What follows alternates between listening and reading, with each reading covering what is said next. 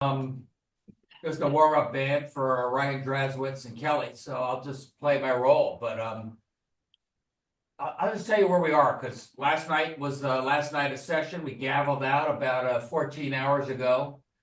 Give you a quick update for the 7th and 8th budget, on time, 2-year budget, no tax rate increases. And I think it's an honestly balanced budget based on some relatively conservative assumptions.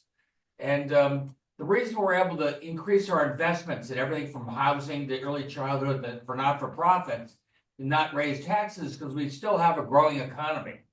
You know, back in the 2010s, our economy was flat. We were underperforming our neighbors. Now our economy is relatively strong, very low unemployment rate, and we're outperforming our neighbors. And that means that we were able to make some significant investments. The one I think I was proudest of is what we're doing in early childhood education.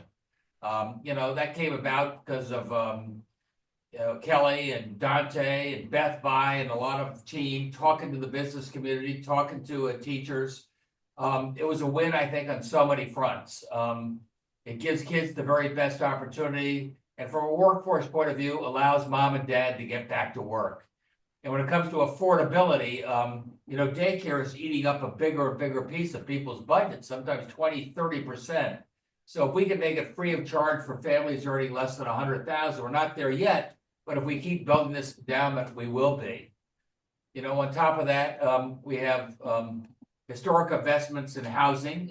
That's again tied to workforce. We won't be able to get young people here unless there's the place they can afford to live, a starter home, a studio. Not everybody needs a ranch on an acre of land. And we're doubling down there. Our cities were much bigger 50 years ago, and today they're growing again. And I think that's in part allows us to provide more housing for people that need it.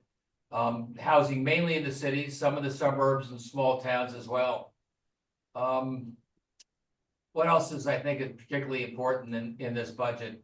A lot of support for our schools. That's our calling card. And I'll let you talk about the CSCU system and how we're integrating workforce training there. I'll just build on what we're doing for K through 12, make sure people realize we still have one of the 2 or 3 best K through 12 systems in the country, biggest contribution or biggest funding per student around. Makes a big difference, partly by the state, partly by locals. I think that makes, I'll tell you, when I'm trying to recruit businesses, I used to think they'd always talk about, labor unions and taxes. Nope, they talk about housing, they talk about childcare, and particularly they talk about schools, great schools. And I'll leave you with one thought, because I went on a trade mission to India a couple of months ago. And you know what the number one question they asked me there? Is Connecticut a welcoming place? Will we feel welcome? We're not sure we're going to feel welcome in the United States anymore. That was a real wake-up call to me about in terms of what we're doing to our country, and more importantly, how we as a state have got to represent ourselves to the rest of the country and the rest of the world, a place you'll feel welcome and you'll belong here. These are all tangential to the workforce, but they're all important in terms of recruiting, holding, getting young people here, and making sure they're trained and get the opportunities they deserve. So that's why, yet again, I'm here with you, and I want to say thank you from the bottom of my heart for everything you're doing. Thank you so much, Governor. We greatly appreciate you being here and all that you've done for the state in the last legislative session. Thanks, Kelly. I'll listen in for a little bit. Excellent. And again, thank you all for being here. And at this time, I'd like to pass the baton over to our chair, Ryan Drazowitz. Well, thank you, Governor. Thank you, Kelly. I'll be very brief. I'm sure most of the people that I see on this call are probably tired, having completed their own version of the legislative session, obviously. So big congratulations to many of you on the call, as well as to the governor on what I deem is a very successful legislative session. You don't get everything that you want, as many of the commissioners on this call understand, but I think it's net was successful for a lot of people on this call, and as a direct result of the hard work that went into it. And just generally looking forward to today's discussion. We have a packed agenda that Kelly will take you through momentarily. But just generally happy to be with you all and looking forward to going back and forth. Kelly, I'll turn it back to you. Thank you, Ryan. And so at this time, we're going to turn this over to Laura to do our official roll call.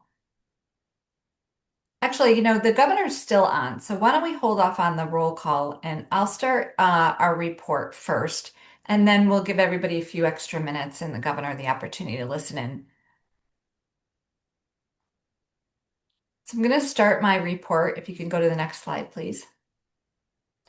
On some more details on the legislative session. So during this session, one of the things the Office of Workforce Strategy advocated for and the governor and the legislature supported was a reallocation of our workforce bond dollars to OWS and to have a broader usage of those dollars.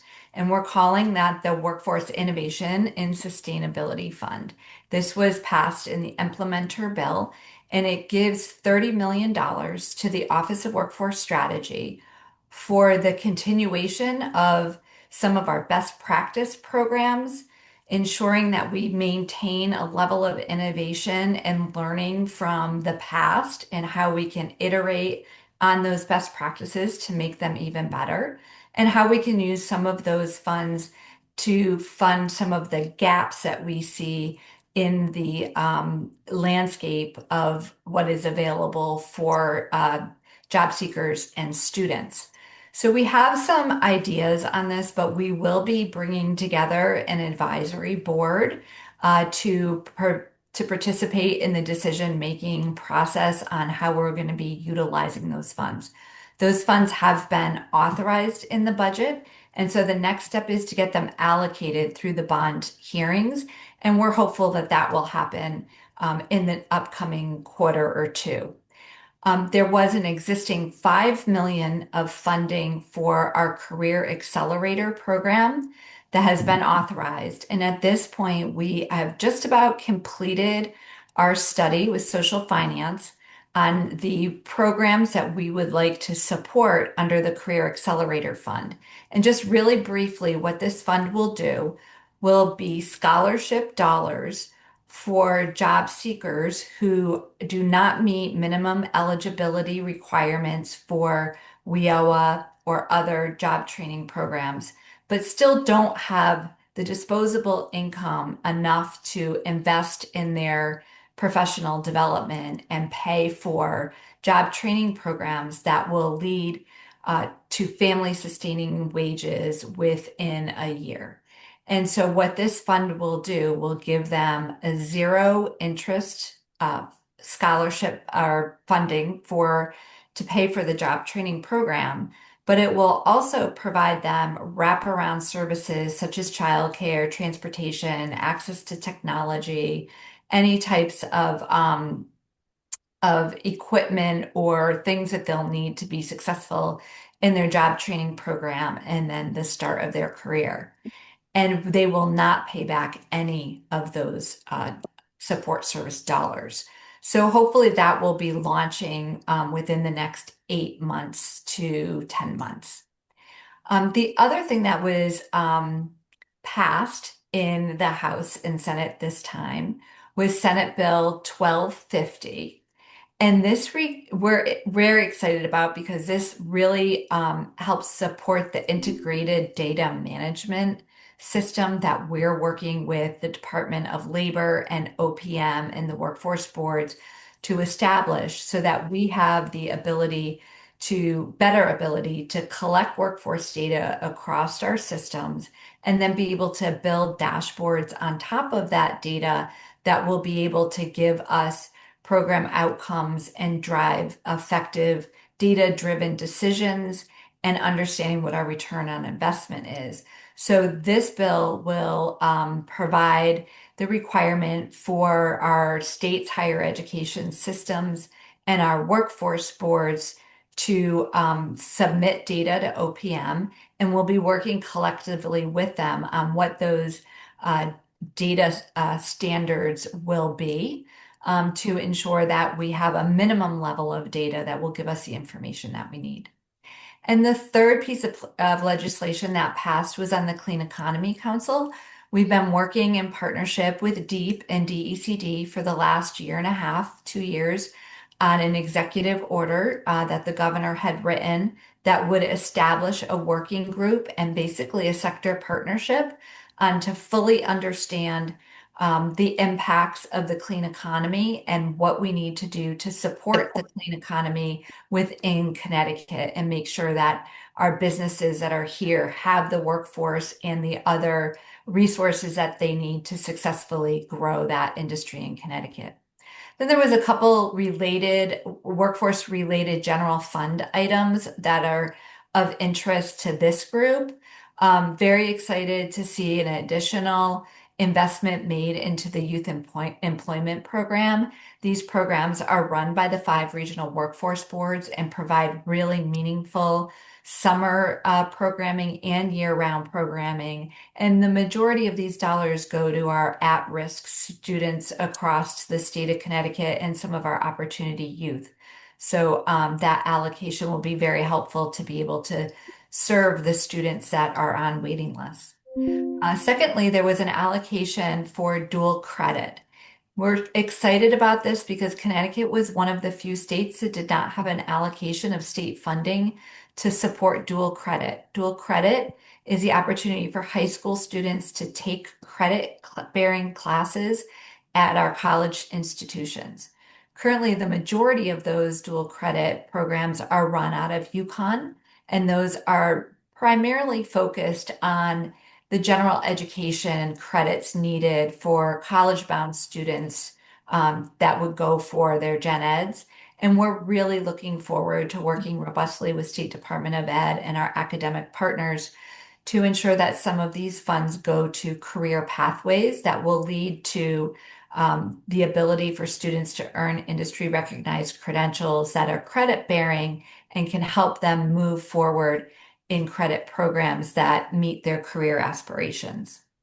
Third is an expansion of PACT. So the college system and the community college system was very successful in the last year in increasing enrollment, and in doing so needed an additional amount of funding to support all the students that are interested in getting their associate degree programs. And then fourth is a substantial investment into the Manufacturing Pipeline Initiative. This is a program run in Eastern Connecticut in a partnership with the Eastern Workforce Investment Board, the Eastern Advanced Manufacturing Alliance, and the 2 community college campuses, Three Rivers and Quinnebog. Last year, they ran 90 cohorts of approximately 12 to 15 students through short-term job training programs. The completion rate is about 95%, and the placement rate is over 95%. The majority of these folks go into trades jobs at Electric Boat, but many of them also filter through to approximately 350 other employers in Eastern Connecticut. So we're really excited about that, and we're also excited about the work that we're doing with Electric Boat to expand the programming to the supply chain across the state of Connecticut. And then some related legislation that we're be working with our agency partners on are high priority loans. And these are our ability to consult with CHESLA on the multiple loan programs that they have to make sure that those programs are focused on the highest need industries, and also making sure that we are funding programs for certified paramedics. We have a great shortage of paramedics and first responders in Connecticut, and so this will help provide the opportunities for people who are interested in going into those careers with the financial backing to do so. We're also really excited to be working with the Department of Economic and Community Development on the Concentrated Poverty Plan. And this is a plan that updates some of the existing legislation around focus on abolishing poverty across the state of Connecticut and includes the workforce boards as a consulting partner with the Department of Economic and Community Development and Office of Workforce Strategy. Thirdly is Direct Cash Transfers pilot program. We're excited to have been able to be part of a working group with DSS, DOL, and NextGen, and the Office of Early Childhood to look at how we can help people over the benefit cliffs. So those benefit cliffs are when an individual earns a penny or a dollar more than what the minimum wage requirement is to receive a supportive service. So sometimes that incremental raise offsets does not cover the cost of the benefit lost. So this pilot program will help us figure out how we can help people not lose their benefits as they're earning more money into the point where they can have a family sustaining wage without supportive services. And then finally, the healthcare workforce. Several years ago, we had worked with our State Department of Ed and other partners to build out a report on healthcare pathways. And this legislation expands the healthcare pathways that were included in that work to cover radiation and respiratory techs. So it's been a very successful legislative session for workforce on top of the groundbreaking investments in housing and childcare. So next slide, please. Also wanted to share with all of you on April 16th, or actually April 22nd, we held our third annual Workforce Summit. We had over 500 people attending the summit, and we were very excited to launch the update to the Governor's Workforce Strategic Plan. And so you'll see here the 3 core objectives of our plan is to drive growth.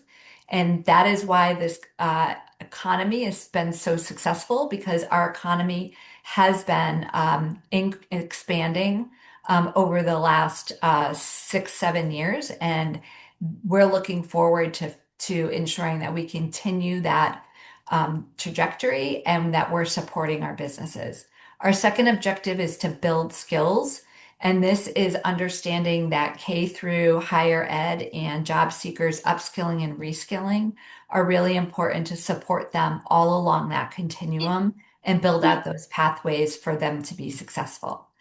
And then finally, we really want to ensure that we're expanding access and making sure that every person in Connecticut has the opportunities to participate in education and job training programs that meet their needs, and working diligently with our partners to remove any of those barriers to participation. So you'll see a QC code there. You're happy to scan that and download a full version of the plan. Also, we'll put a link in the chat, and it is up on our website. And thank you to all of our partners.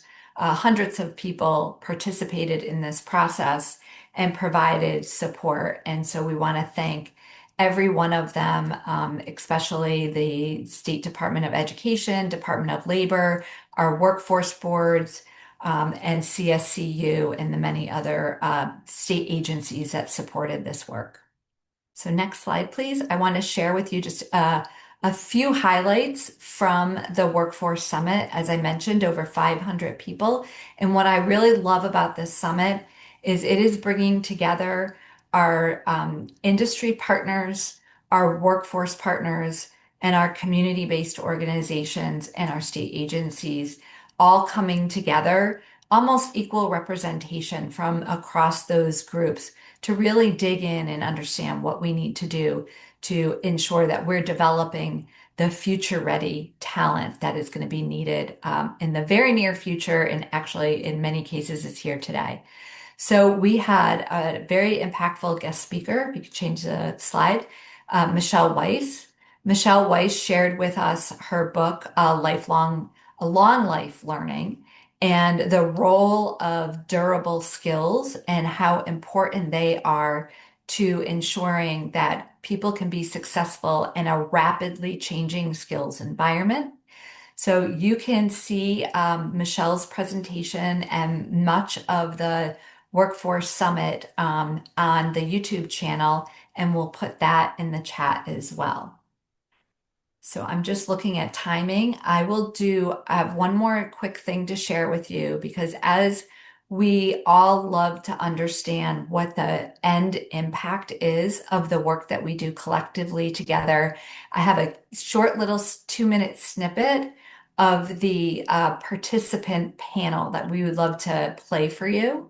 And as we key that up and play that quick video for you, if you are a voting member on the Governor's Workforce Council, we will be taking a roll call as soon as the video is over. So if you please just get ready to respond as to hear when your name is called. If you are a designee, just state that you are a designee. So thank you, and take it away, Laura. Thanks. Let me know you all can hear this as well. Give me the thumbs We're up. doing that, not this one, the next one. It's the same video. It's the same. Okay, thanks. Yep. As we work to address our current workforce needs, we must also cast an eye to the future and ensure that the skills we're teaching now don't become obsolete within a few years. And that's why it's so important for our business partners who are here today to take the lead. This plan showcases Connecticut's vision as an adaptable, innovative workforce ecosystem. But I'm not worried about the shortages of our jobs today. I'm actually worried about the shortages of the jobs that I don't even know about yet. When we think about technology's transformation of every facet of our economy, we are all going to have to learn new skills at a pace and on a scale never before seen. How many great people are we losing because we're not proactive enough to not only ask the question, but task ourselves to change the status quo? There's a human element to all of this, and that's what we need to spend our time figuring out how to make that work. If we believe that education is truly the great equalizer, it really needs to start there. The P-TECH model is honestly one of the greatest things that's ever happened to me. You can work towards an associate's degree upon graduation, so it's a dual enrollment high school. My advice to the businesses here is let these young people just get a glimpse of what it is. What is advanced manufacturing? I feel like you can't find that anywhere else, that one-on-one conversation. How do we seize this moment in transition? Training looks so different today than it did even 5 years ago. Access to modularized content and micro-learnings is widespread. We committed to upskill and reskill 500,000 individuals for in-demand jobs of today and tomorrow. We're talking a lot more about automation, not just AI, right? That's going to be the key to driving this. AI is going to be a part of it, right? But it's these public-private partnerships and understanding sort of the educational model mixed with industry and how can we really get the most out of that.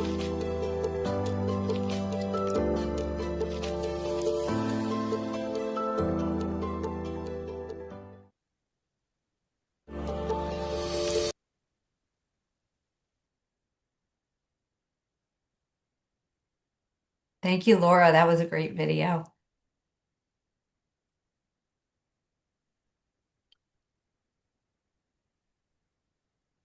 All right. All right, folks, we have a very large number of voting members on the GWC, so please bear with me, and I do apologize in advance if any butchering of last names takes place. All right. Alice Pritchard. Present. Amy Porter. Present. I do have one question. Are we going to combine the roll call and the approval of the minutes? I think at the conclusion of the roll call, we'll do a all in favor, any nays, any abstain. So it's just going to be the one and done right after that. Okay. Present. Okay. Thank you. Thank you, Amy. Anthony Medici or his designee? Present. Thank you. George Anderson for Brian Doubles. Yeah, I'm here. Hi, Laura. Hi, Kelly. Hi, George. Thank you. Charlene Russell Tucker, or I believe Keith Norton was joining. Yes, here. Hello. Thank you. Christy Pentima, or his designee. Cindy Bigelow. Not here. I'm her designee. I'm sorry, who spoke? I didn't catch your name. Jim Was that- Gilday. Jim Gilday. Gildea. Yep, thank you, Jim. Just didn't know, just didn't catch it in All time. good. Awesome, thank you so much. Dan O'Keefe, I believe Dave Stuber is here. Yes, this is Dave Stuber. Thank you, Dave. Dante Bartolomeo. I'm here. Thank you. Ed Hawthorne. Here. Ed. Erica Smith. Saw her, I think. Greg Ugaldi. Heron Gaston. Jay Williams. Jeffrey Flax. John Murphy. Joe Gianni. I'll break the drought. I'm here. Thank you, Joe. Judy Olian, I believe Bethany Zemba. That's correct. I'm here for Judy Olian. Thank you. Me. Kathleen Szilard, I believe her designee was joining.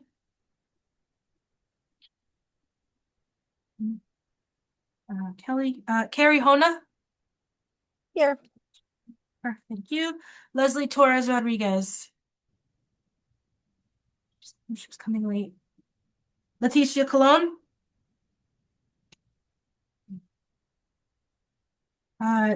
Jack Mahoney for Maggie Hulse. Present. Thank you, Jack. Mark Argash. Present. Thanks, Mark. Marty Guay. Matthew O'Donnell. Present. Thank you, Matthew. Rich Jacob for Maury McInnes. I saw you, Rich.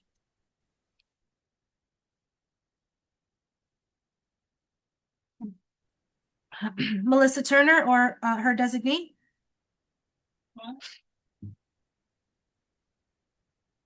I'm sorry, was that yes? I heard a little I heard a blip. Okay. Michelle James. Present. Thank you, Michelle. Molly Kellogg. Monette Ferguson. Here. Nitin Kumar. Paul Costello. Present. Paul Pernaruski or Nick Guillermo. Present. It's Nick. Peter Nystrom. Radenka Merrick or Gladys Kersaint. Gladys Kersaint present. Thank you, Gladys. Ray Penault. Present. Thank you, Ray. Rebecca Rose. Present. Rohan Freeman. Brian's here. Sal Menzo. Peter Holland for Shane Eddy. Present. Thank you, Peter. Sean Coyne. I'm here. Hi, Sean. Thank you. Hi. Shehu Muhammad. Present. Thank you, Shehu. Shelley Davis.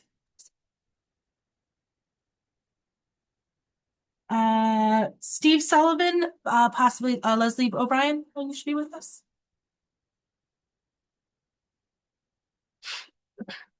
Dr. Maduko for Terrence Chang. I think I saw him. Present. Thank you, Dr. Maduko. Tiana Ocasio. Tony Walker. Or Wes Alexander.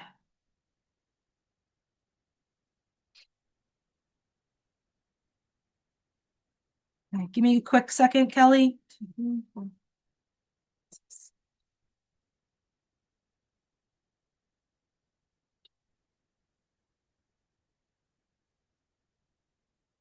We have a quorum. You can go ahead and call for a vote.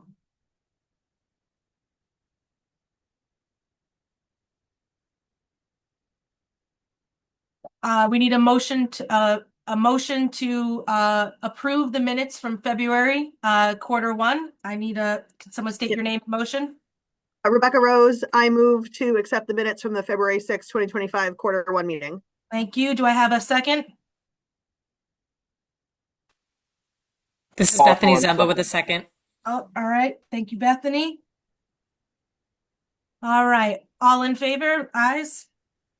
Aye. Aye. Thank you. Would anyone like to abstain? Would anyone nay? Greatly appreciate it. Motion carries. Thank you, Laura. And at this time, it's my honor to introduce to you Mariana Monteiro. She is the state's almost new, but not quite new, Chief Opportunity Officer. And she's here to share with us the work that she's been doing on behalf of Opportunity and Access in Connecticut. Thank you, Kelly Marie, and thank you all of you for being with us today. Laura, I wonder, are you going to share or can I share my screen? Whichever you would like. I've already put your slides in, so it's up to you. Perfect. So let me just share my screen. Okay. Yep, go ahead. All right.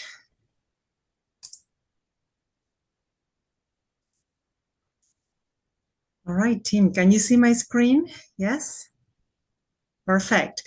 Well, first thing first, I want to really lead with a message of gratitude. I don't take the opportunity to have an open dialogue for granted anymore. So I think what we're doing here truly is extremely important.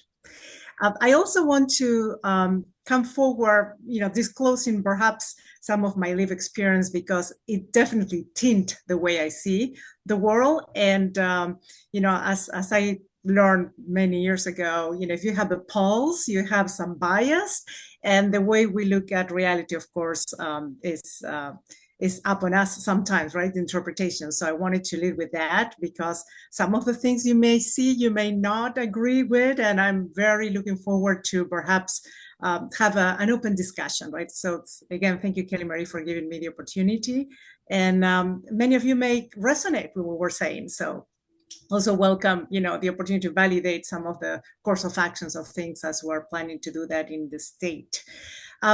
So I was born in Argentina, and I've been, if you read a little bit of history in Latin America, we have been through ups and downs historically. So I've been very early exposed to both a conservative mindset and also a progressive mindset within my family. My father was from the military, my mother was a lawyer, and they really have very passionate discussions in the household, I have to say, but also as I study law, right? I have to actually not only study the traditional way of history, but also the revisionist version of history. As we sit for exams in law school back in Argentina, you did not know who you will be talking to, which really forced us to look at, perhaps extreme versions of the same facts, right? Which I think, again, is extremely handy for me to be in this role at this time. And I've been a public servant before. I just put it in tiny little, letters there. I've been a public prosecutor, but I work in taxes. So, promise me you will still shake my hands if you see me. And the reason why I was there is because I was not affiliated with any particular party. And I was actually asked to apply the law and retrieve, money for the state of Buenos Aires. Moving to, I could say, my more adult life, I'm very proud and thankful to be an American citizen. And I say this with, as I say, a lot of, quite honestly, love for the country that gave me a tremendous opportunity to grow. And it is my privilege to be here with you trying to serve and return back some of the goodness that I have received. I also say I was raised in captivity in corporate America more than 25 years, in corporate America. And you can see, from, I would say, a private sector to the defense, segment, which I think is also very interesting to have, and a variety of experiences that may give us a glimpse of how perhaps I look at the world, particularly when it comes to metrics and accountability, that really is something that resonates heavily, in the way that I want to exercise this opportunity to contribute. Moving forward, let me just share, as you know, this particular position and my office was created by an executive order from Governor Lamont. And I was given this tremendous opportunity to join you in the quest with a very clear mandate. For lack of better description, I can say go and boil the ocean because there's so much to do, and I'm so happy I have company and extended team and all of you.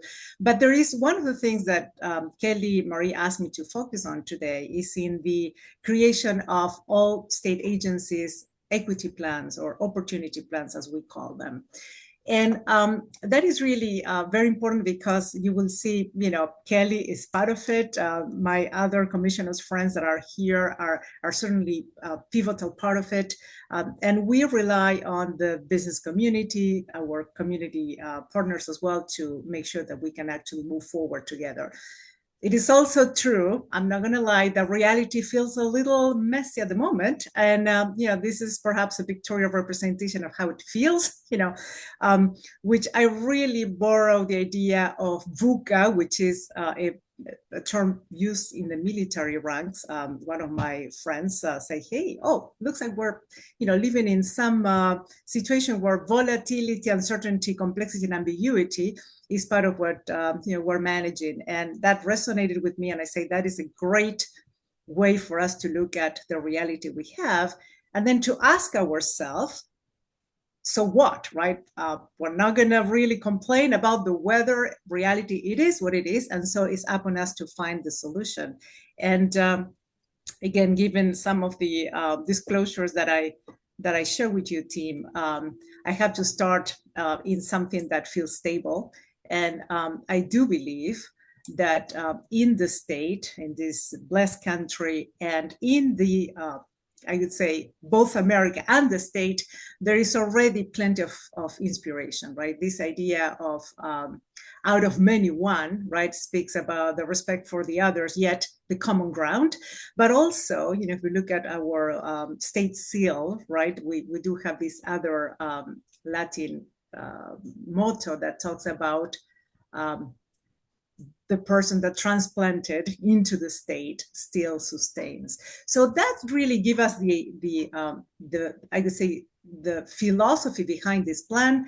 Started listening to the governor that he speaks very frequently about what he calls the North Stars of access to opportunity, accountability, and affordability. And we saw Kelly Marie displaying right in the priorities how those are permeating everything that we do in the state. Getting invaluable contributions from my partners, all the commissioners, and then doing what we're doing today, hopefully have an open dialogue, right, with key stakeholders that give us the opportunity to monitor the environment inside the state at the federal level, but also the ability to adjust as we learn from each other, right? And be able to convert in a framing and stabilizing way of looking at how we're going to do this work. So with this, I want to, again, invite you to be my point number 3, and hopefully allow me to call you once in a while and, consult with you as needed. I do believe the solutions that we need to pull together have not been invented as of yet.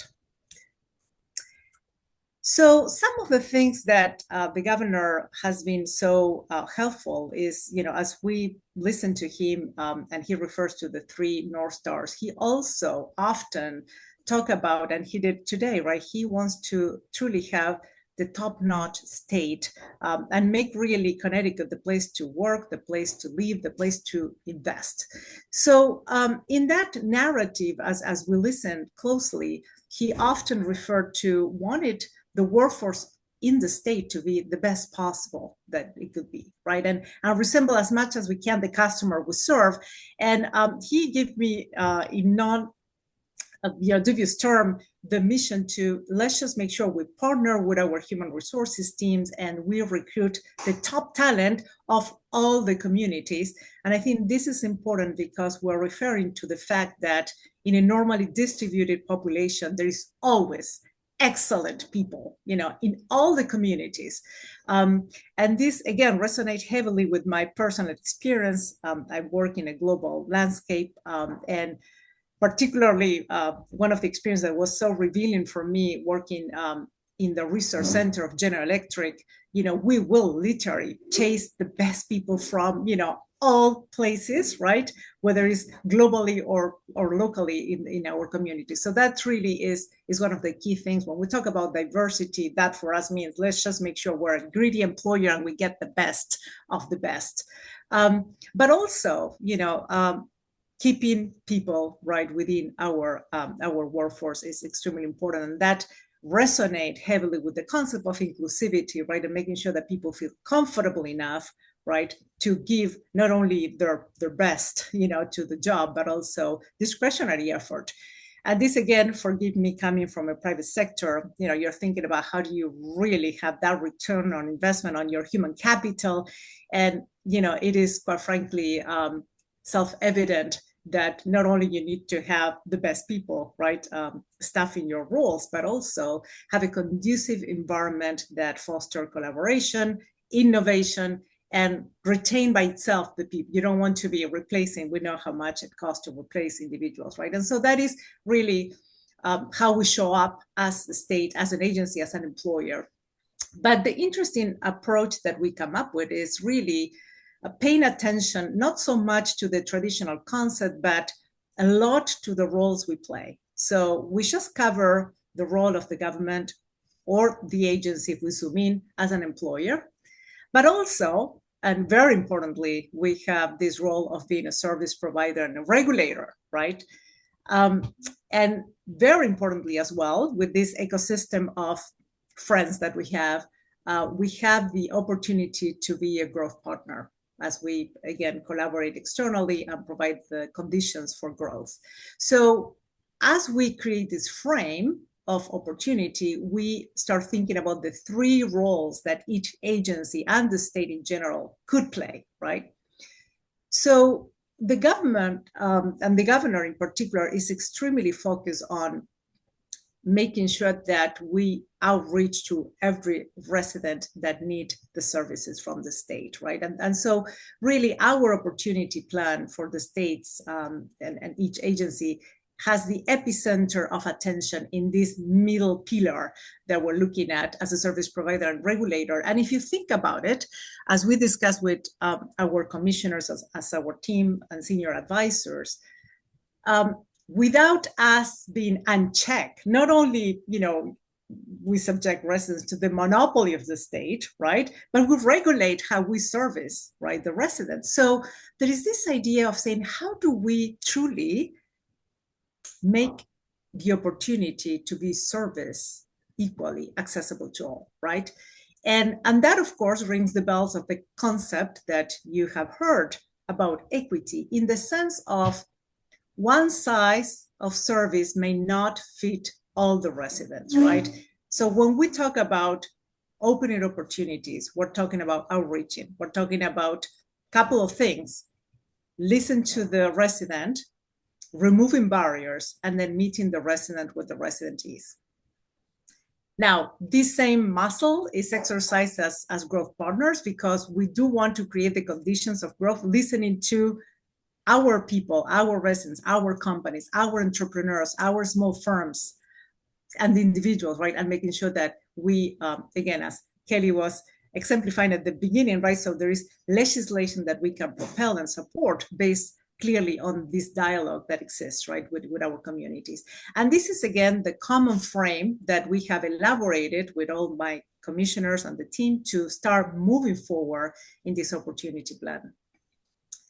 Not without exploring the landscape, right? I mean, the contextual intelligence that we need to have as we maneuver is extremely important, because when we look at the variety and the goodness that each agency brings, obviously, not two of them are created equal, right? And so making sure that not only we pay attention to the distinct realities of each agency, but the context we're in, we use this picture to display a little bit the process thought that has to be baked into the process of providing opportunity.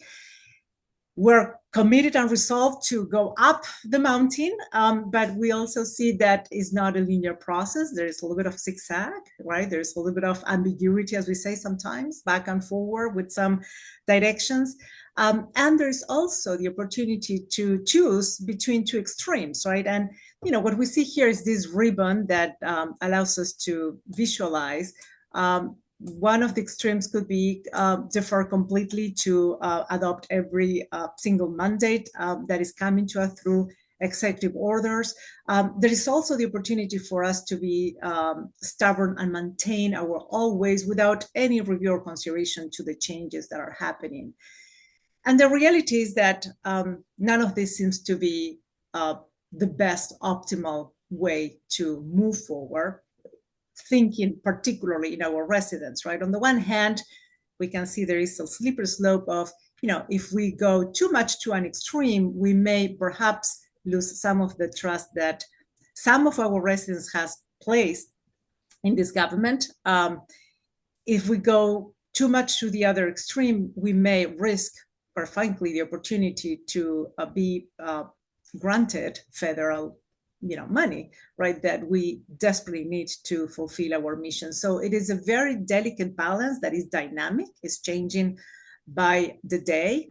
And it's also compounded by the complexity of looking at our agencies and their profile. What you see here is a simple matrix just to symbolize the fact that not all agencies are created equal. There are different level of leverage, right, of federal government funding. Therefore, what we do is highly dependent on where we are, right, as an agency. And again, with the help of our commissioners, we kind of try to figure possibly the best approach is to, again, be acknowledging, right, the reality we live in, being pragmatic in responding. And that really is pivotal, to use the word responding versus reacting, but also having the ability to have a strategic shift. So it's interesting, in some of the circles we see people say, well, let's just change the terminology, replace this by that, and that is not what our state and our governor and our team wants to do, right? We truly want to have the opportunity to reassess, figure what works for our residents, and truly be on target. So this is almost I could say blessing in disguise, for many reasons. On the one hand, as Kelly was saying before, we do have the convergence of the corporations and businesses and small business and community operators and partners and the government converging into a critical historical moment where we can possibly articulate and enable that strategic shift. And that's what we're really looking forward to sustain. So with this in mind, let me share with you a little bit more of how this translates into reality. Pragmatic simply means there is high contact between, our team members. We're learning from each other, supporting each other. We have, again, almost daily calls sometimes. But the strategic shift is, again, start thinking, very intentionally about what are really the outcomes we want to achieve. What sort of common frame do we have, right? So that allows us to still have different approaches even within the same frame, right? So kind of freedom within the frame. And then from the governor's office, set clear expectations, provide tangible support, but also make all of us accountable. And that really gives us birth to what you see right now on the screen. That is an oversimplified version of the so-called opportunity plan that every single agency is working as we speak. And we basically decided that the way to do this work in this environment is through truly embracing what we call this principle of opportunity that has infused equity, because it does require us to leave us our comfortable zone, to outreach sometimes or modify our way of managing, because that's not fit all the residents, right? And ask ourselves very intentionally, and this is, you can imagine, is a checklist that our agencies and our commissioners are going through as they're planning for those plans. And it's this idea of are we listening to the residents, and perhaps if we don't, what mechanisms are we going to create to listen, and are we embracing that feedback, right? It's not enough to listen, but act on it.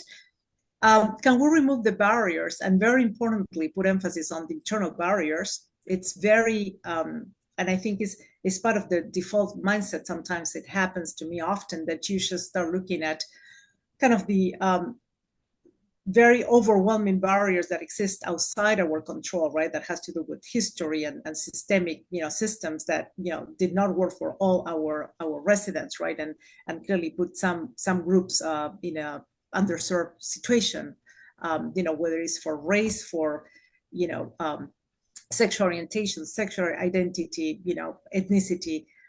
But there's also the tremendous power to take accountability for what we do day in and day out. And that is really the extremely inspiring motion that is taking place in the state, where agencies are, looking at collaborating with each other, thinking broadly, how do we simplify perhaps, how we offer our services, right? So that idea of removing barriers, starting with us, I think it's extremely important, something that is resonating with our teams. And then meeting people where they are. There are some early examples that we're looking into, whether it's in the correctional facilities and really outreaching to our incarcerated, population in a way that is acceptable, and effective, right? Or whether it's identifying the most vulnerable potential residents in a landscape where perhaps consumer protection is not as strong as used to be perhaps before. And so how do we actually make sure that we take care of the ones that could be a prey, right, or victims? So there is this idea of thinking about what an agency covers, who is your customer, who's your most vulnerable customer, don't leave them on the side, right? So it's almost like a focusing tool, this checklist that we have. And then affordability, we mentioned about simplification, speaks about, saving time, saving effort, using artificial intelligence when appropriate, right? All those changes that ought to happen in the state. And, I know I'm preaching to the choir, you're leading innovation in your respective areas, but we really need to make big strides towards that. And, the idea of being accountable, which is something that, is already happening. So we are truly building on something that exists, but refining perhaps some of the metrics we are using, right? And so, as I say in my disclosure of where I'm coming from, inevitably, once you're a black belt, and I had been part of the Six Sigma crusade back in the time, which is, for the ones that are not very familiar perhaps with it, it's just a way of doing process improvement. I have this imprinted in my mindset, you define, measure, analyze, improve, and control. And so we're working with our agents to say, hey, what is the baseline that we're working on, right? And what do we anticipate is going to happen if we persist in improvement, right? Year to come and 2 years to come, right? And how do we measure ourselves, right? And so there is a very interesting dynamic dialogue happens as we speak, as our agencies are deciding which priorities to focus on. And then again, starting quite honestly with, the constraints that we have, which is, again, there is a given budget and there is a given set of resources. So it will call for creativity, but not for excuses, right? So we have decided that we will do what we have to do, obviously, within the frame of our budget, which again, talks about the need to have very serious accountability, which is again correlated, of course, with the governor position of protecting the budget and make sure we have discipline, right, in a fiscal sense. Thank you so much, Mariana. We're going a little bit over, and so okay. If you could just do maybe like a 30-second wrap up, that would be great. All right. So one of the things that has attempted against any progress in fairness or equity progression, I think, is the lack of integration and sustainability. So we have decided really to integrate how we do this in the state, anchoring, things into, as we say, the budget, reports that are already built in the state. We'll call them the digest of, every agency, and also, self-checking mechanisms to track progress. And so what I want to leave you with the idea of simply, making sure that as we work together we organically integrate our actions so that we don't fall into the risk of lack of sustainability, right, of progress. And again, thank you, Kelly, and thank you, team, for allowing me to be with you today, and looking forward to continue our dialogue in some other forum, perhaps.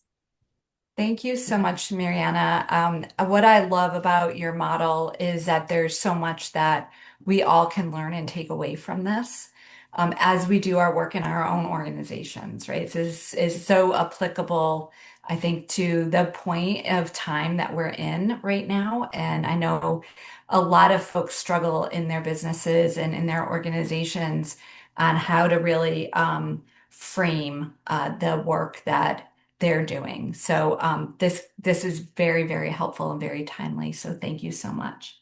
Thank you, Kelly Marie. Great. And so we're going to move on real quickly to our next topic. And this is around the transportation study that we've been working on with many of our state agency partners and consultants. So I'm going to give it over to Justin and Matthew to do a quick introduction and to help and to present on the project that we've been working on.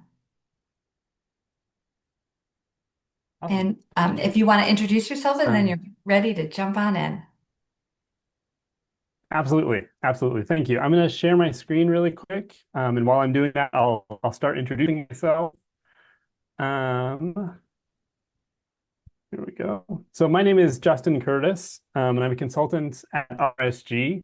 RSG, for those of you who don't know, I recognize several of the names here from some of the stakeholder engagement we did on the project. So it's good to see all of you again. But RSG is a team of planners and modelers and market researchers that collects, analyzes, and models data from transportation to energy and lots of other areas. My background is in mixed method social science research. And right now I kind of work at the intersection of transportation market research and data analytics, and based in Tucson, Arizona. So I'm far away from all of you, but happy that I can join today. I'm going to let Matt introduce himself really quickly. We'll be tag teaming our presentation today. Hello, thank you all. My name is Matt Kaufman. I work with a firm called Alta Planning and Design in a section of the firm that's really focused on mobility and how do we improve access to jobs and other destinations through various programs that invest in education, incentives, really anything that's not infrastructure or service oriented. So fairly well aligned with this research. I'll hand it back to Justin to get us going. Okay, thanks, Matt. And I would be remiss if I didn't say what a joy it's been to work with the Connecticut team on this project. We had partners at OWS, at the Department of Transportation, the Department of Labor, and the Connecticut Two Generational Initiative.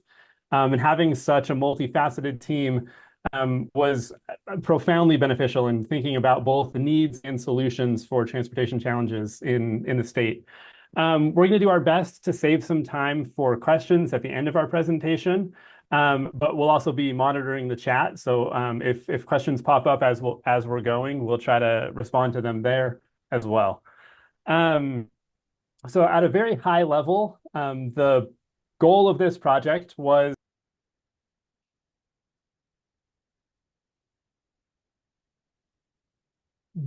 we just lose Justin. Hopefully he'll be back in a moment. Looks like he had a technical problem and he froze up on our screen. While he's coming back in, do you want to kind of jump in for him? Yeah, let's see. I was going to see if I could actually take over sharing my version of the presentation. So let me do that. I am back. I'm so sorry.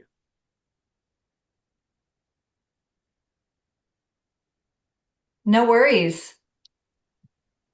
I'll get this. You are a little glitchy though, so I don't know if you'll be able to stay. Maybe if you turn your camera off, sometimes that helps. Yes, I can do that. Okay, hopefully you can all still hear me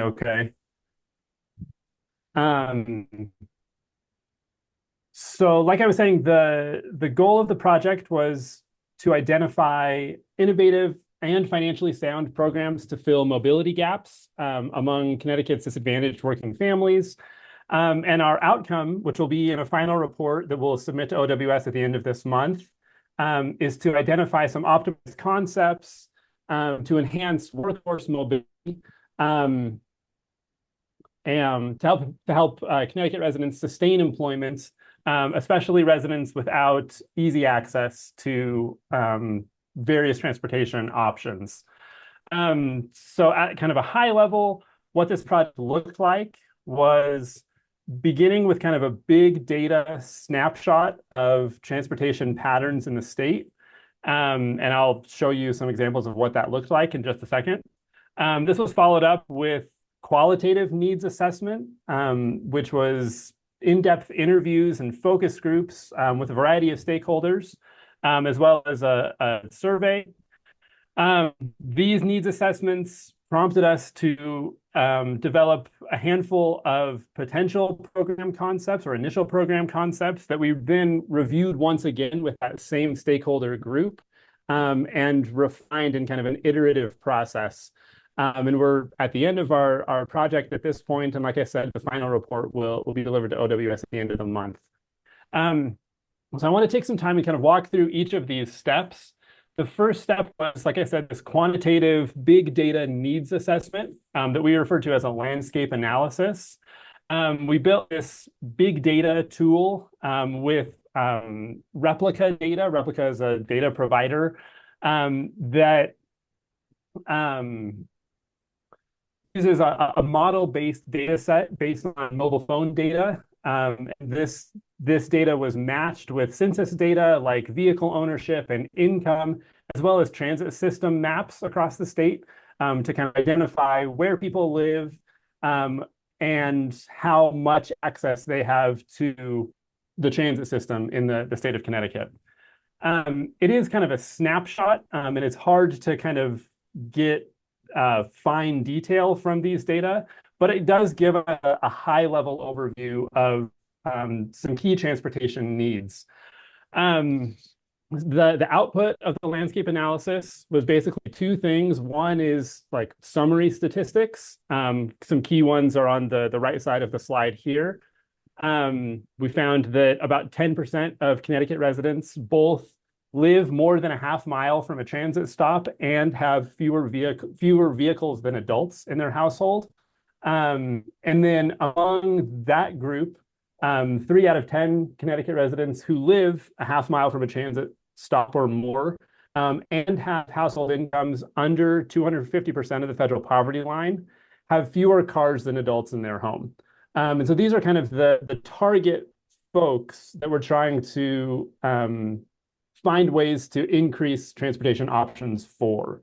And the other key output of the landscape analysis are a series of maps. I'll show a few of them in the presentation here. There are lots of other ways to get at these maps. And if anyone is interested in exploring the tool, please feel free to reach out and we can share it with you. But these maps kind of show where transportation solutions might be most effective. That's kind of the goal here. Here's what those maps look like. It's a map that shows where there are jobs near transit. This is in all industries in the state. We can refine it kind of by industry. But not surprisingly, I think anyone who's familiar with Connecticut geography can kind of see where transit networks exist in this map. But these are census tracts, and the darker shade is higher concentrations of jobs. The lighter shade is lower concentrations of jobs. And basically what this map is telling us or showing us is where people need to get to work and where the places where they can work are that are near transit stops. So near bus and train lines. And we can match this map with this one, which shows concentrations of home locations for people who are both unemployed and live near transit. So essentially, like one transportation solution would be to connect these concentrations of people with these concentrations of jobs. And so we can look for areas that seem to have high concentrations of jobs with transit access, near areas with high concentration of unemployed people with transit access, to identify a potential need, which is awareness of, use of, connectivity of existing transit lines.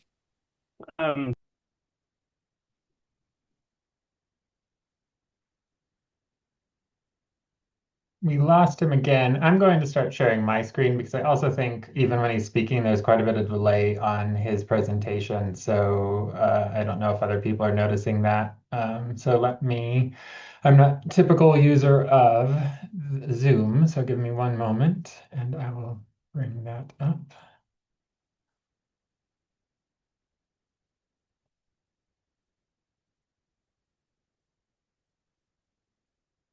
So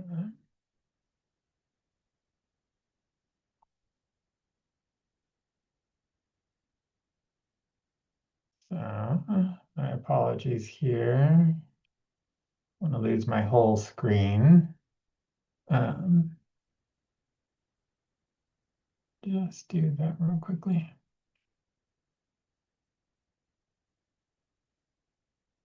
Can people see that okay? I think I'll look for a thumbs down if there's a problem from Kelly or anybody. Okay, I think we're good. Thank you, Matt. Yep. Are you back? I am back. I'll let you continue to share the screen. Okay. I'm very sorry, everyone. And so we can match essentially the so Matt, if you can go back maybe 2 slides. Okay. Did we just lose my screen sharing there? Mm-hmm. Okay. So just for the sake of time, and I know that we're pushing time and we have about 5 more minutes, could you skip to the outcomes of the Absolutely. study and the recommendations, and then we can share these slides with everybody about the methodology and kind of all of the detailed thought process that went into coming up with the recommendations. Okay, we'll jump ahead here. So lots of different efforts went into in terms of data collection and speaking to people and surveys and getting different ideas back. And we looked at almost 20 different ideas that we worked through. And we ultimately ended up with about 3 concepts that we wanted to dig into and see, okay, if something like this were to move forward, what would it look like more specifically? And we had one around assistance to people with vehicle purchases and repairs, and I'm going to talk a little bit about that. So on the vehicle purchase idea is the concept of just for people who, lots of people, transit isn't a great access option, isn't going to work for them. They don't even have service in some parts of the state. So what would it look like to help people with a car purchase? So as we dug into that and looked at different financial costs, we estimated that you could do the program with about a $7,500 down payment assistance. And the goal here would be to be helping families with incomes between 200 and 250% of the federal, earning 200 and 250% of the federal poverty level, and limiting their costs of car ownership, including paying for the car payments, insurance, and licensing to 15% or less of their household income. And we picked those income ranges of 200 to 250% because we felt that above 250% of the federal poverty level, and households start to be able to afford cars on their own without a subsidy. But without that, below that level, it doesn't really work on the number side. And then we didn't think that this kind of a program could really help households with incomes below 200% of the federal poverty level because they would have a hard time maintaining the car and with other costs moving forward even if they got the subsidy. With this planning, we would be able to allow people to purchase cars with fewer than 100,000 miles and no more than 7 years old. With a typical vehicle lifespan in Connecticut, 100,000 mile vehicle has about 65,000 more miles of life, and a 7-year-old vehicle has about 7 more years of life. So people would have enough time to pay the vehicle off, have it for a while, build up some savings to be able to buy their next vehicle. And a program like this, you probably couldn't serve people who are younger than 21 years or younger. And that's partly just because of insurance costs. Insurance costs drop about 50% between time a person is 16 and the time they're 21. So if you tried to serve people who are younger than 21, they probably wouldn't be able to afford the insurance. And then on a program like that, you'd obviously want to focus in on people who have a transportation need related to employment, Connecticut residents, driver's license, and again, you'd need a clean driving record to make sure that the insurance costs don't overwhelm the household. Another program we wanted to explore was to provide people with funds for car repair assistance. We definitely heard in the stakeholder outreach and other meetings that people often have a car, but something comes up. They can't afford that car repair. Now you have trouble getting to work. You have trouble getting your kids to school. You need some support to help make that happen. So what could a program like that look like if it were implemented? You'd probably be able to offer repair assistance around $1,500. Kelley Blue Book estimates that the average cost of a repair is about $880. Obviously, it can go in all sorts of directions. So around $1,500 could help people out. You could do a program where it's one time only. On this kind of a program, you could have a little bit more of a broad area that you could help. You could go up to that 250% of federal poverty level, but you could go lower for households that maybe are earning less than 200%, but have managed to purchase a car. The program could also potentially help a household that has had a car sitting around for a little while, needed repairs to get those repairs going and help support access. Probably, again, similar requirements around age, just again, because of the insurance cost to make sure the repair is sustainable going forward. And then needing a transportation need or associated with employment, and then Connecticut resident with a valid driver's license. We looked at another program, and that was a mobility wallet. And this one, the idea is that you provide someone with funding, and it's kind of like a transit pass in a way, but you can use it on any travel mode that works for you. These programs are often done by giving people a debit card, and you can limit where they can use that debit card. So you can say this debit card will be preloaded with X amount of funds each month, and it's only valid for transit agencies, TNCs, which are your Ubers and Lyfts of the world, services that provide rental bikes and scooters that you see on the street. And even you could allow it for bike maintenance and repairs by saying it can only be used at bike shops. So the idea here is that it provides people with the ability to make and purchase the transportation options that most meet their needs. We got a lot of good feedback on this one. Now, how would that work in terms of value, things like that? You could link it to the cost of transit was one thing we talked about, and maybe you'd say it's worth twice. We'd give someone the value of twice the cost of a monthly transit pass, and it could vary depending on where you are in the state. And the idea there being that someone could then use this pass, this mobility wallet. They could purchase a transit pass, still have some funds left over for the occasional ride in an Uber, Lyft, or taxi that might need to come up, or utilizing an electric scooter or whatever. Might be their need, and they'd be able to make that decision. Here, the nice thing is eligibility. You don't have to worry about people being able to afford ongoing costs of a vehicle. So you can have a much lower floor in terms of people who you could serve. You don't need to worry about car insurance. So we could serve people 18 and above, or households with someone 18 and above. And again, here you would be looking at something where you'd want someone to have a transportation need related to employment and a Connecticut resident. And a nice thing, you don't have to have a driver's license. You don't have to have a clean driving record. So there's a little bit more options in a program like this in terms of who they're served. But it's not as strong of a program if you don't have transit service. So the benefit of the other programs is that they can serve people quite well who live in rural portions of the state where they don't have good transit access. Any questions? I went kind of quickly there, and you didn't get all of the background content to set you up, but hopefully I didn't lose people too much. Matthew, thank you so much to you and to Justin. And I'm so sorry that the internet wasn't working as clearly and we couldn't kind of get through all of the very valuable background information because I think it's very interesting and helps ground people to kind of come up with what you found for recommendations.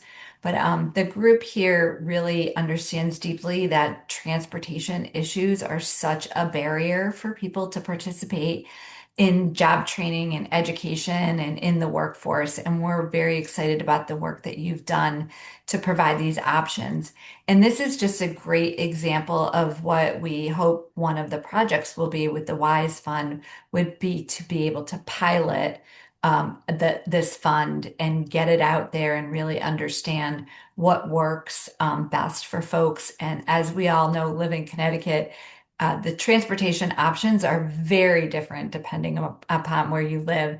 Although our state is so small, sometimes there's really no way to get from one part of the state to the other part of the state that might only be an hour away because there's no there to get there if you don't have a car yourself to get in it. So this has just been really valuable to us in the state. And we look forward to the pilot program and learning more and then being able to iterate on that. So thank you again, Matt and Justin. Really appreciate it. Thank you. And thank you to everyone who helped out the state to explore those ideas. It was a great team. Really enjoyable to work with. So absolutely. And please pop any questions that you might have for Matthew and Justin in the chat as we continue to our next panel discussion on education to college and career pathways. Another really foundational piece of the strategy and a really great example of another highly collaborative, cross-agency, cross-academia and industry partner collaboration to get this work done. So I'd like to invite John Meduco, president of CT State, to come on board and bring up your panel. Thank you so much, Dr. Meduco. Yes, thank you so much, Dr. Valories. Good afternoon, colleagues and friends. John Meduco, proud president of CT State Community College. I have the honor of moderating the Education, the College, and Career Pathways panel. So allow me to virtually introduce our esteemed panelists. Mr. Keith Norton is the Chief Strategic Planning Officer for the Connecticut State Department of Education. Next is Dr. Alice Pritchard, the Executive Director of the Connecticut Technical Education and Career System, also known as the CTEX. Next we have Rebecca Rose, the Director of Agricultural Science and Technology Education for Wallingford Public Schools. And last but not least, we have David Ullman, Career Technical Education Curriculum Coordinator, also for Wallington Public Schools. Panelists, please give your virtual waves or blinks or twitches, right? So people can see you, and let's jump right into the questions. So Keith, I will start with you. What are the key elements of career pathways? Thank you, President Meduco. Great friend to the Department of Education and a great partner in this work together. And thank you and CT State for the amazing work that we're doing together. I'd like to start off with what the department uses as a definition, and that would be the Perkins definition. And so the Federal Strengthening Career and Technical Education for the 21st Century Act, which is a mouthful, also known as Perkins 5, defines a career pathway as a coordinated program of rigorous, high-quality education and work-related training that aligns with industry needs and advances students in their careers of choice. So using that as a backdrop, it is our goal to provide high-quality career pathways in multiple opportunities for earning an industry-recognized credential, certificate, or licensure to students who are looking to enter the workforce. I think the key elements from our perspective, absolutely, it would start with industry alignment. It's critical that we are educating students towards the jobs that are not only out there now, but will be out there in the future.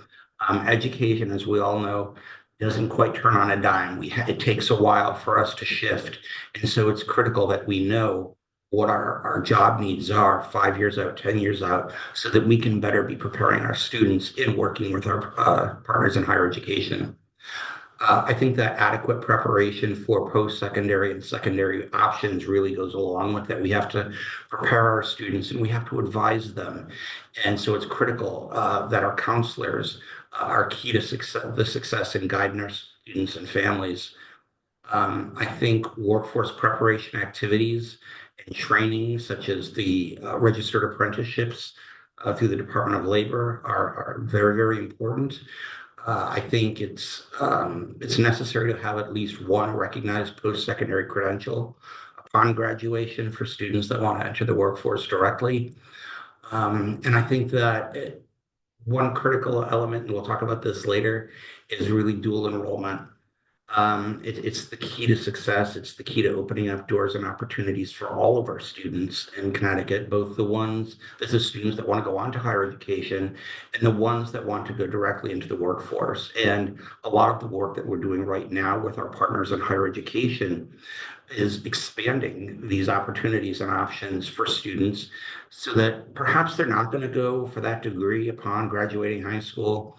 They'll go into the workforce, but they're going to have some credit. So if they go later, they still have a leg up. If the problem is financial, sometimes a company will actually pay through tuition reimbursement to help advance a graduate, a new worker in their career as they progress on. So I think those are really the key elements for a good career pathway. Thank you. Thank you so much for establishing a baseline understanding of pathways. And that perfectly dovetails to Dr. Pritchard. My first question for you are, what does career pathways look like for the CTEX versus at a comprehensive high school? Thank you, President Manduca. Happy 4th year on the job. Congratulations to you. So I wanted to just say a little bit about CTEX, just set the stage in case folks are not familiar with our school. So we have 17 high schools across the state serving more than 11,000 students. We also have adult programs. We're not talking about that today, but those are critical to our state and to our system as well.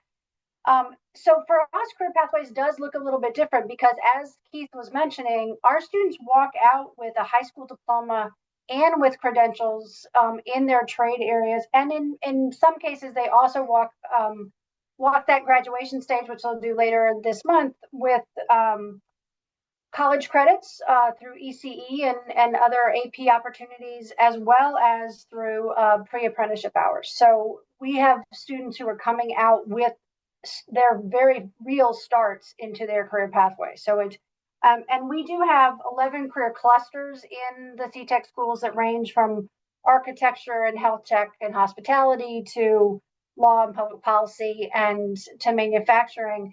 But as we look at our career pathways, of which we have 32 amongst those 11, about 75% of our students are really focused on 10 major trades in our schools, and that is, and they align perfectly with the governor's workforce strategic plan and with other things that include students who are in automotive tech and carpentry and hairdressing and culinary, as well as the traditional licensed trades, which have been really the bedrock of our schools for a long time. One of the other things that is different about what our students get at the CTEX schools is that they are going to spend 3.5 years after their January of their first year of school, their 9th grade. They will be in trade for 90 days a year throughout those 3.5 years. So they're getting really deep technical training. But we also have a vision of a graduate which makes sure they're getting those leadership skills, those critical thinking skills, et cetera. So they're walking out with a lot of really good technical training. And I know we're going to talk a little bit about employer engagement as well, but 2 other things that our students have an opportunity to do that many other students, I think, in comprehensive schools do not, is that we have a program of work-based learning where students in their junior and senior years can leave the premises of the school and go out and work for wages at employers. And we have almost 1,300 students doing that this year. And that is meaningful work, and it leads directly to them getting jobs with the companies that they've been able to spend time with. The other thing that our students have the opportunity to do is what we call production or student production, which is that they may, and Mark Hussey, who's one of our consultants, in the hospitality area could tell you is we run we run bistros in many of our schools. And so students do what we call production, and they provide lunch and breakfast. I just was at a school recently where AARP was having their meeting and having their lunch there. So students are preparing, they're working in a real environment so that they can experience that and be ready for that trade.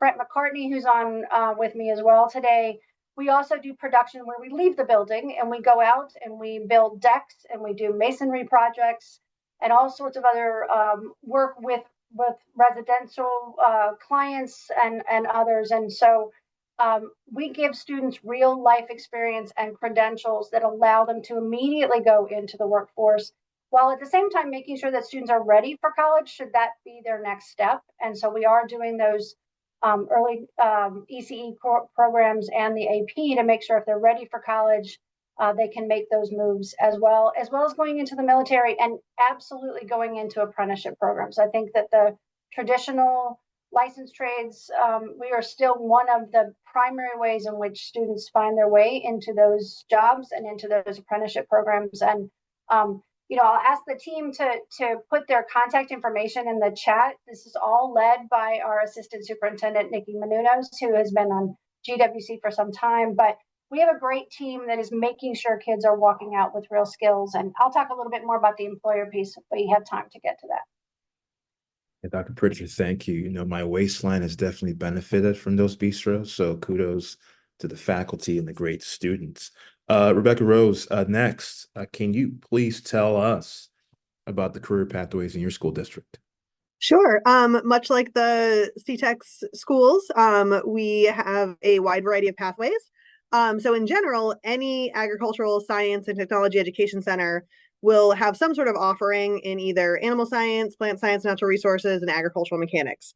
So we blow that up a lot with 8 different pathways, which are agricultural mechanics, aquaculture, companion animal, which is like small animal, cute and fuzzy version, food science, which is different than food service, large animal, plant science, veterinary science, which is like the blood and guts version of our small animal component, and also wildlife biology.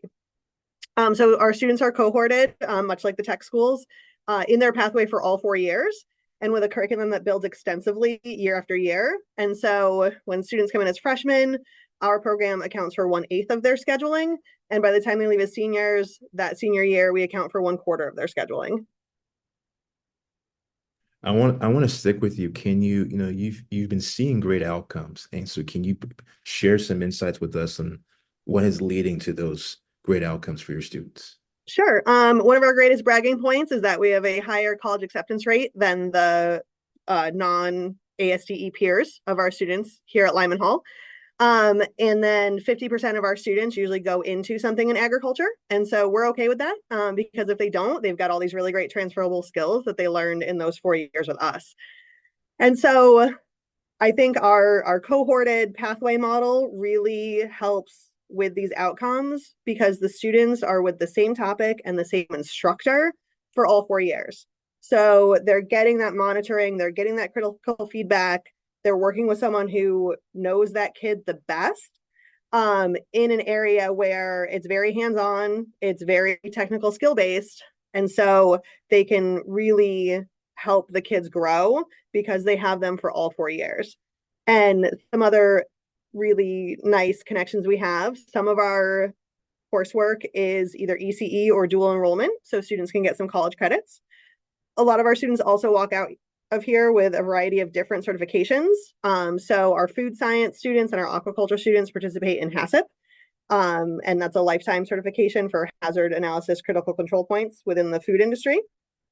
Our seniors in agricultural mechanics, wildlife biology, in aquaculture all receive their safe boating certificates. One of my staff members is actually DEP certified, so he can run that course for our students without charging them more than what the registration fee is for actually getting it with the DMV.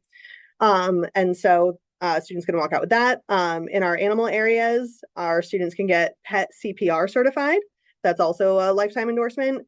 And then we have some students who go the extra mile and we have an agreement with Texas CVA for students to get their veterinary associates licensure while they're still here in high school. So we actually just had one of our seniors accomplish that last week.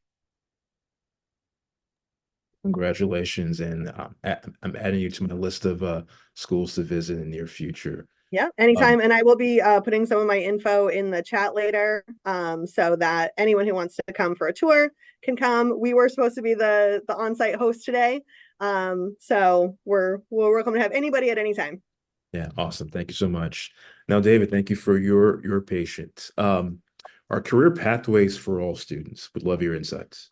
Yeah, so I like to think of us as the place where kids who don't go to the tech school or don't go to the ag program wind up, right? So kids, if they have kind of an early calling and know their direction, it's great that we have both of those programs for kids who know, but the vast majority of kids still don't know.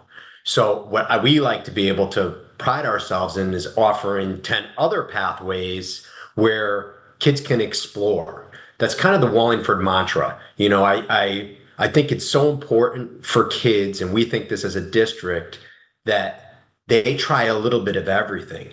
We try to encourage them to take a business class, take a hospitality class, take an engineering class, take a construction class. I mean, as many experiences as these kids can get, it's just so important because then they learn what they like and what they don't like. For those students who then find some passion, we offer multiple levels so kids can move on. But we really want to try to get kids exposure. You know, having teenagers myself and all of you who've had them, you know, it's so hard for a student to know what they like and don't like. And so many choose a future pathway that they don't even really know what they're choosing. And our career pathways are also, it's very important to us that for everybody. So kids who are moving on to college, kids who are going direct to the workforce, and kids who may go back for some kind of certificate program. So we really work hard to market it to these students to try to explain to them what's out there and what options are available. Okay, thank you. Now, Keith, hearing, you know, our esteemed colleagues kind of share with all of us like the features, the outcomes of their offerings. Can you speak to what the State Department of Ed is doing to ensure that all students here in Connecticut have access to education, to college, and also career pathways? Sure, I'd love to. And, you know, I'll start with the very forward-thinking State Board of Education 5-year plan that was just adopted last year. 4 basic goals, and one of which I'll read to you very quickly, is to create opportunities for all students to explore multiple career pathways through coordinated and rigorous programs developed in partnership with higher education, and as well as local and regional employers aligning with economic opportunities and advancing students in their chosen careers. And really, that's the North Star of what we're doing here with this work. And I'm pleased to say that in working with Kelly and the team at OWS, we've incorporated that into the OWS strategic plan and the education pillar as well, so that we're all in alignment. Some of the work that we're doing under the leadership of our Commissioner, Charlene Russell-Tucker, is critical to actually following this mission in many different ways. Approximately $9 million was awarded last year to institutions of higher education, as well as public school districts, to expand dual enrollment opportunities for students across the state. It's really for building blocks. It's to establish more robust programs at both the district level and the IHE level. Additionally, as Kelly had mentioned earlier, $6 million was added to the second year of the biennial budget, the money of which will go directly towards student access to these opportunities, largely due to the initiative and the forward thinking of Governor Lamont and the support of the legislature. It was just passed a few days ago. It was one of our high points. We're also actually cataloging dual enrollment courses from Connecticut's outstanding public and private universities and colleges. This will enable districts to more easily integrate these courses into existing career pathways or even develop new ones. It's going to be one-stop shopping. It's going to be online. It'll be updated in real time. Similarly, CSD continues to collect data on dual enrollment courses completed each year. During the 23-24 school year, Connecticut students completed nearly 36,000 dual enrollment courses. Our agency is also working closely with school districts to provide extra support for the expansion of career pathways. This year, we formed the Secondary School Success Work Group, which brings together our high school post-secondary readiness leads, as well as our school counselors, with agency staff to collaborate and brainstorm on the best ways to prepare students for life after high school. And finally, to further enhance career readiness, the SDE has established the Multi-Agency Credentialing Advisory Council. This is tasked with developing a process to identify and validate non-degree industry recognized credentials, or IRCs. This collective effort will lead to the creation of Connecticut's first credential registry for secondary and adult learners. With the development of this credential registry, SDE will begin collecting IRC data starting in the 25-26 school year. A lot of this work aims to ensure that we fulfill the mission of the State Board 5-year plan, aptly titled, "Every Student Prepared for a Learning Life and Work Beyond School." Awesome. Thank you so much. Hey, Dr. Pritchard, can you share with us, what does employer engagement look like within the CTEC high schools, but also why is that important? Absolutely. So we have a number of different ways in which employers are engaged with CTEC. So one is that we have an advisory board for CTECs, and we have several members of the Governor's Workforce Council, including Dr. Valerie's, Jim Gilday, who's here, Jeff Ocker, Todd Birch, and Sean Coyne, who are all on our board. But they have decided this year to create two subcommittees. One is on business and industry, and the other is on career pathways. As you can imagine, that this is a very virtuous cycle here that we're all in. And so we've actually, in addition to our board members, we're going to be soliciting for ex officio members of those two advisory committees, and we're going to be looking to regional sector partnerships so that we don't duplicate efforts. So you can be part of that broader conversation, and I'll ask Ronki Stallings, who leads that board effort, if she'll throw her name in the chat as well. So if folks would like to be on one of those two committees, we'd be very happy to talk about that. Second way in which employers are engaged is that each one of our schools has a program advisory committee in each of the trade areas, and they're expected to meet at least twice a year. And so through those local relationships, they hear about employer needs. They get to hear about gaps in the curriculum where they're not seeing the right things from students who are coming out of our system. But then the trade area department heads who lead these things also have a chance to say, this is what we're seeing or experiencing in the classroom, and how might we work together.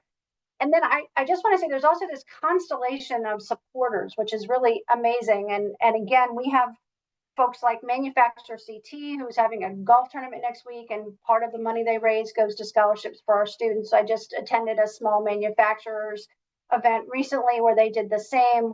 We have employers who are providing us with consumables for our classrooms, who are providing us with equipment. And all of that, really, tools, et cetera. It's kind of graduation things for students, giving them tools. So employers really can plug into CTECs in any number of ways to provide their guidance and support, to provide real, cash and scholarships for students and those types of things. And so I think part of what this relationship does is make sure, first of all, that our students can succeed, because sometimes we can't cover all of their needs. But then it also makes sure that there is a flow of information from employers to students and to their instructors. I will say one thing that I mentioned, the work-based learning, which is an amazing way. Oh, in addition to employing our students. So that was the other thing I should mention. We just had, DC Hughes and I are just at an event last week at Electric Boat with Sean Coyne, and of the 171 students who were being hired by Electric Boat, 76 of them were coming from the tech school. So big opportunity for us to celebrate what our schools do. And we've had signing events for weeks that have a whole range of employers engaged. One of the reasons that some students don't get out to work-based learning and then also don't have the same employment opportunities is transportation. So I did glean from that presentation earlier some of those transportation solutions. And I think the mobility wallet in particular could be a solution for some of our kids, but you're going to have to think below 18 because a 16-year-old also needs to figure out how to get to work and school. But we can't do this without the employer relationship. We can't train and pray. We've got to know exactly what they want. And they need to see what our students can achieve and hire them as soon as they're ready. So it's a great opportunity to work together, I think. Absolutely. Thank you, Dr. Pritchard. Now, Rebecca, so often we hear from experts and many of us on this call that, it's we have to start earlier in a student's life. So can you share with us, how do we forge, or what does engagement look like before students get to high school? How do we introduce career technical education to students before freshman year? Sure. Well, we're very lucky that between Wallingford and the 8 sending towns that can come to our regional program, that we have about 15 middle schools that we have really great relationship with. And we can go and make presentations with the 8th graders, or we get invited to their high school career fairs. And so we're really giving them all of our info, showing them our pathways, and, trying to convince them that they can come to a specialty high school and still have a great high school experience while learning something that's either going to be career oriented or really great transferable skills. And then we also host a big open house for prospective students and their families. And every year have about 100 or more families come through in our event.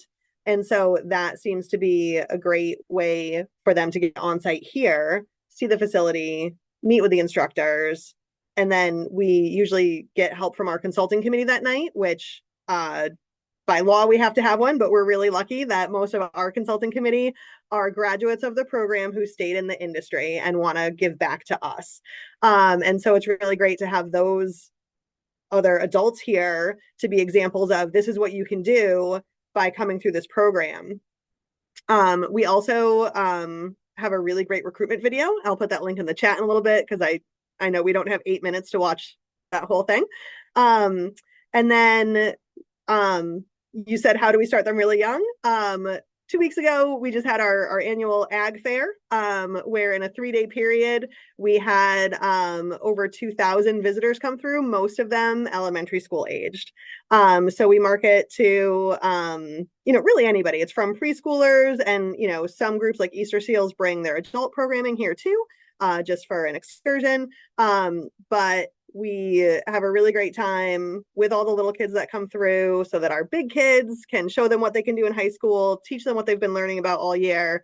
And then it's a nice free field trip for schools. So we help those that are budget conscious as well. Awesome. Thank you so much. Dave, can you share with us, how are you forging connections with colleges and employers? Sure. So I just wanted to really quickly add to what Rebecca was saying. We're very lucky in Wallingford in terms of getting to the kids earlier. We have a very robust CTE program in the middle schools. The kids have an opportunity to take classes in tech ed, family consumer science, business, computer science, engineering. So it's a huge bridge because it gets kids a little taste early on and gets them excited early on. And we talk about careers within all those classes. So I think that's real important. They're seeing these things early on a limited basis, but they're getting a taste. So in terms for us with the colleges and employers, we do a great deal. So with the colleges, we have been increasing the number of dual enrollment courses we've been offering, especially in areas like CTE. So we have CAD, advanced CAD, pre-engineering and manufacturing. We offer accounting and marketing as dual enrollment. We have child development through the University of Connecticut, the HDFS. We have a baking class and a culinary class through Gateway. So we keep trying to expand in those areas, those offerings to provide kids with opportunities. So that's been really a tremendous growth area for us too, because it's also attracting other students who may not have otherwise wanted to explore these options, but look for those rigorous opportunities. So that's been wonderful. We partner with a lot of local agencies. I'm on a lot of community agencies to kind of keep in touch with employers, the people in the community. What are people looking for? I'm constantly looking at our curriculum and what we do and trying to match it and revise it to match what current industry needs are and what's out there. Over the next few years, I have a feeling I'm going to be very busy, given some of the new things going on. In terms of internships and job shadows, we try to partner kids up as often as we can there. Sometimes it's hard. Employers these days are lean, so it's to get kids out there. I can get an experience, maybe two, but sometimes it's hard to get multiples. But we try very hard when a kid approaches us and says, hey, I have interest in this field. Can you get me out there? We work hard, and as we've established more and more contacts, that's been getting better. We do partner with the local trade unions. So every year we take our students out to 6 of the different unions to talk about their apprenticeship programs. So kids get an opportunity to see what that looks like. We pull in guest speakers to try to give them a glimpse of the real world. We just had a student who graduated from an architecture program come in and speak to the architecture kids to talk about what that looks like early on. I feel like we work hard to give them as many good opportunities and keep up to date. I think it's important, though. You kind of have to keep on your toes all the time to make sure you're keeping up with the quickly changing landscape. So, and then certifications. We do offer certifications. We have a CNA program. We do a pre-apprenticeship certification through through Todd Birch and the pre-engineering and manufacturing.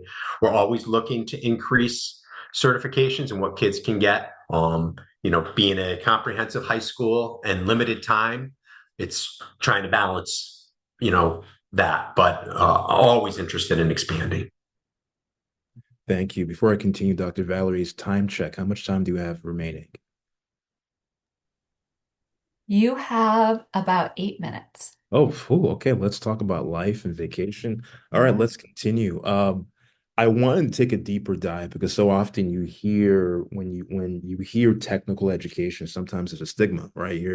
Sometimes it's less than, it's not worthy. But again, if you are an accountant, if you're in business, if you're in healthcare at the university level or professionally, those are technical programs. So can you speak to, from a Connecticut ecosystem, all of you, let's open up the airways. What more do we need to do, not only as the Governor's Workforce Council, but just as Connecticut residents and families and advocates and employers? What do you see are additional needs or maybe even barriers that play a role in what we need to do for workforce and economic development moving forward in Connecticut? I think one thing from the agricultural perspective is that about 40 years ago, with agricultural education, there was a big shift. It used to be vocational agriculture, and our leadership organization should be the Future Farmers of America. And so in 1988, all of that changed on the federal level to shift to agricultural education, and then just the National FFA organization to keep those 3 letters out of tradition. And so over time, programs like ours have adapted to that more college prep aspect. If a kid comes to our program wanting to be a veterinarian, well, they've got our 4 years here and then 8 years of college after that. Or landscape architects have 4 years with us and then at least 4 years in college, probably also looking at a master's degree. And so we've had the shift to have more of an academic curriculum along with our hands-on component, so that we still have the students who love the hands-on. A small percentage of our kids still come directly off of production agriculture with their families, and enhance their skills here that they can apply back at home. But now we have this nice blend of, we can cater to the traditional kids, but we know that we have a bigger market of college-bound kids for those higher end careers in agriculture. Okay, thank you. Anyone else? Yeah, in CTE, for those of us who work in CTE, you're getting kids to sign up for your classes is always the game, right? Like you're always trying to, because you are in a comprehensive high school, kids are ingrained in the traditional route of here's all the courses I need to take to prepare myself for my life at college, and it's very different. So to try to convince families as well as the students that this is equally, if not more important, that they explore these other areas, and just how much they do tie to all the highest, high growth, high wage careers of the future. I have CAD, advanced CAD. They're both college level classes. You can ask anybody who's going to school for mechanical engineering, they're using CAD, right? But it's a shift because we are, that's shop. Business classes still have that perception in the parents of typing classes and bookkeeping, right? So there's still that old mentality of what CTE is. We were practical arts. We were, so I think that I spend a lot of my time marketing to parents, social media, just trying to inform them of what we are and how we relate to the careers of the future. That's the first hurdle, because then it trickles into the kids and they get to understand how important it is. So that's really, I feel like and then once we snag them, we keep them, right? We just need to get them. So that's the trick. So I think really your market is the parents. It's the adults. Yeah, absolutely. Thank you. Dr. Pritchett, I want to hear from you because I think demand is not necessarily a challenge for the CTECs, right? But obviously the CTEC system is rare. It's rare for New England. It's rare for many parts of the country. Can you speak to the challenges you're seeing, but also what more can be done, right, to advance, career technical education across the state? Yeah, no, thank you for the question. It is funny because I had many legislators this year ask me, if I needed to do more outreach, and I was like, we can do it, but we actually had 2 to 3 times more students than we could admit. So we have a good problem to have, and that we have a lot of demand. So I do think there are strong messages getting out there, particularly in the more traditional licensed trade areas that parents and students want to come to our schools. So I don't think demand is our issue. I think having enough space and enough resources to serve is really more the issue. And so, we're going to be thinking creatively about what other models we might do. I would mention that we have a Bristol Tech model, which is for juniors and seniors. And so they do their traditional academic work at their sending school, but then they come to us for the training. And so that may be a model that we can expand more readily than the full high school model.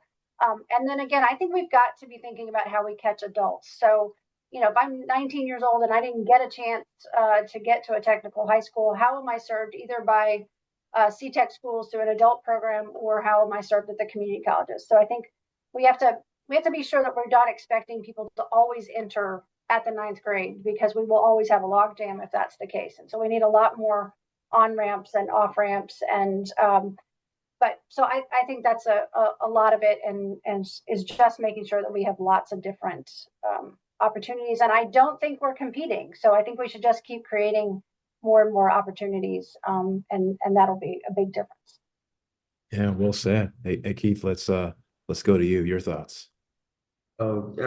Just a few ideas to wrap up. And again, huge thanks for the $6 million appropriation I mentioned earlier in the second part of the biennial. As Kelly mentioned, we're the only state in the area without a dedicated line item for dual enrollment. We've established that, and I think it's important for all of us to support it, to grow it in the out years, to expand the number of opportunities for our secondary school students and our adult learners. Our adult learners can also take advantage of dual enrollment courses, in the future as we grow this program. It's super important to, I think, also educate families and everyone in the public that dual enrollment isn't just for, as I mentioned, those seeking higher education. It's a great pathway for students to go right into a career while still earning the college credit. So it's really redefining what dual enrollment is, and earning college credit can be for everyone, even if they're not, the students are not going to proceed to college right away. but to keep up that support and keep the work going forward. And again, including very closely contacts and discussions with our employers to find out what are the jobs out there that are needed. What are we educating our students towards is very important. So again, support for funding and communications would be my takeaways. Okay, thank you so much. So as I wrap up, I just want to mention, you know, these four leaders are doing significant work in advocacy, you know, to advance career and technical education here in Connecticut, and they need to be commended.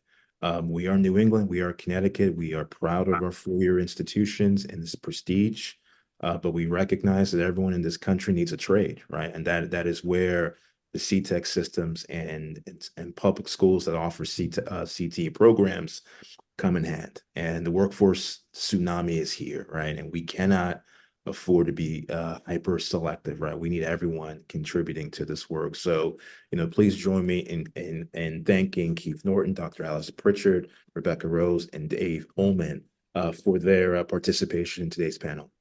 Thank you so much, everyone. Thank you so much, Dr. Manduca. Thank you to our panelists. I couldn't have said it better, and I really appreciate the participation from everyone here today, all of our speakers and all of our participants. We're looking forward to our next meeting in the fall, and hopefully we can get that in-person meeting together. Have a wonderful summer, and thank you all again.